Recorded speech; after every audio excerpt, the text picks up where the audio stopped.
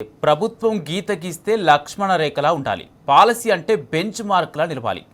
నిన్న ఒప్పు అయినది నేడు తప్పంటే కంచె చేన్ను వేసినట్టే అవుతుంది. బఫర్ జోన్లన్నీ నిర్ధారణలో సామాన్యులను సమితులను చేస్తోంది. మూసీని ముందు పెట్టి ఇండ్లు కూలగొట్టే యావలో ఉన్న సర్కార్ బఫర్ జోన్లపై భయానక వాతావరణాన్ని సృష్టిస్తోంది. గంటకో జీవో ఇస్తూ రోజుకో నిబంధన తెస్తోంది. పూటకు పాలసీ అమలు చేస్తూ ప్రజలను భయాందోళనకు గురి చేస్తోంది.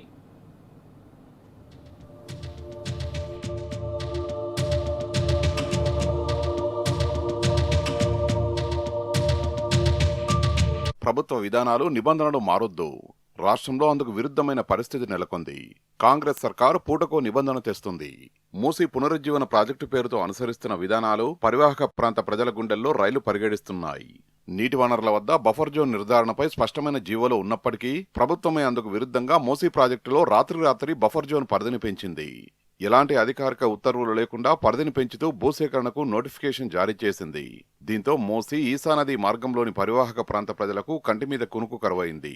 నదీ మార్గంలో బఫర్ పరిధిని ప్రభుత్వం ఇదే విధానాన్ని జంట జలాశయాల పరిధిలో అమలు చేస్తే మంత్రుల సౌదాలే కాదు, అనేక మంది కాంగ్రెస్ నేతలు బడాబావుల ఫామ్ హౌజ్లు ఆ పరిధిలోకి వచ్చి అక్రమ నిర్మాణాల జాబితా భారీగా పెరుగుతుంది.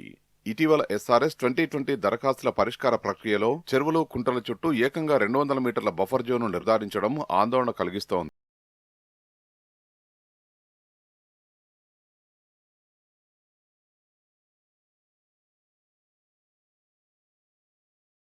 హైడ్రా కూల్చివేతలతో హడలెత్తించిన కాంగ్రెస్ ప్రభుత్వం మూసీ పునరుజ్జీవనం అనే తేనెతుట్టెను కదిపింది. వికారాబాద్ జిల్లాలో మురికి నీటితో మూసీ నది కలుషితమవుతుంటే నియంత్రించే చర్యలు ప్రారంభించలేదు.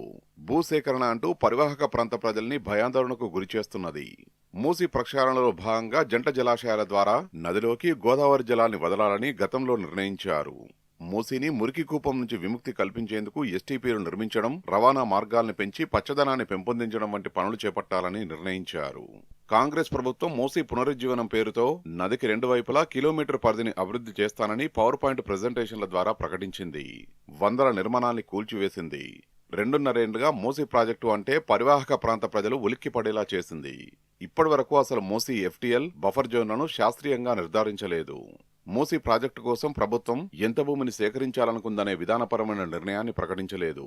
తొలి దశలో గాంధీ సరోవర్ నిర్మాణానికి గాను భూసేకరణ ప్రక్రియ ప్రారంభించింది. మూసీ ఈసా సంగమ ప్రాంతమైన బాపుఘాట్ వద్ద 5,000 కోట్ల రూపాయలతో ఈ ప్రాజెక్టును చేపడుతున్నట్లు తెలుస్తోంది.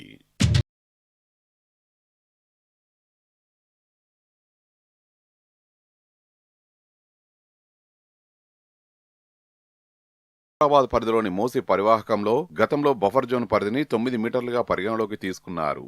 బండ్లగూడ పరిధిలోని మధుపార్కు రిడ్జ్ నివాస సదుపాయాలకు 2004లో అప్పటి హుడా అనుమతులిచ్చింది. ఆపై ఉమ్మడి రాష్ట్రంలో భవన నిర్మాణాల అనుమతులకు సంబంధించి 2012లో జారీ అయిన జీవో 168లో స్పష్టంగా బఫర్ జోన్ నిర్ధారించారు. చెరువులు, కుంటల విస్తీర్ణానికి అనుగుణంగా బఫర్ను నిర్ణయించగా గరిష్టంగా 9 మీటర్ల వరకు పేర్కొన్నారు. నదులకు సంబంధించి 30 మీటర్లుగా బఫర్ జోన్ నిర్ధారించారు. తెలంగాణ రాష్ట్రంలో ఇవే నిబంధనల్ని అమలు చేస్తున్నారు.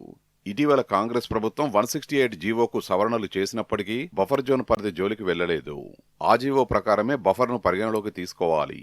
నిబంధనల ప్రకారం 30 మీటర్లు అని ఒక పక్క చెబుతూనే బఫర్ను 50 మీటర్ల వరకు పెంచడంతో ఆ పరిధిలోకి వచ్చే నివాస సముదాయాలు ఆందోళన చెందుతున్నాయి.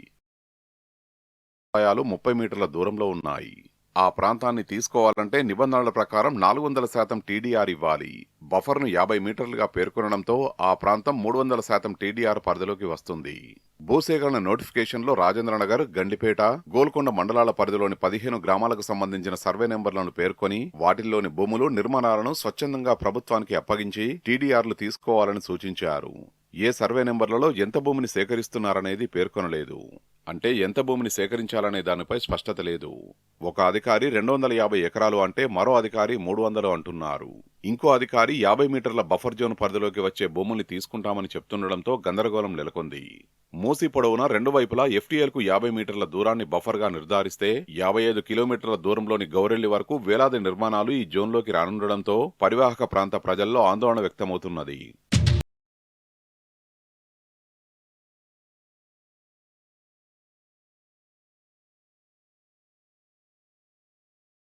కాంగ్రెస్ ప్రభుత్వం మూసీని ఉద్ధరిస్తామని చెబుతోంది.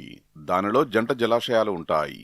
నదీ మార్గంలో 50 మీటర్ల బఫర్ను నిర్ధారించినప్పుడు జంట జలాశయాల చుట్టూ బఫర్ జోన్ను అంతే దూరంలో అమలు చేయాలి.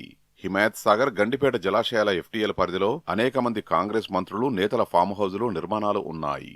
మంత్రులు పొంగులేటి శ్రీనివాసరెడ్డి, వివేక్ వెంకటస్వామి, ఎమ్మెల్సీ పట్నం మహేందర్ రెడ్డితో పాటు అనేక మంది ప్రముఖుల ఇండ్లు, ఫామ్ హౌజులు అక్కడే ఉన్నాయి.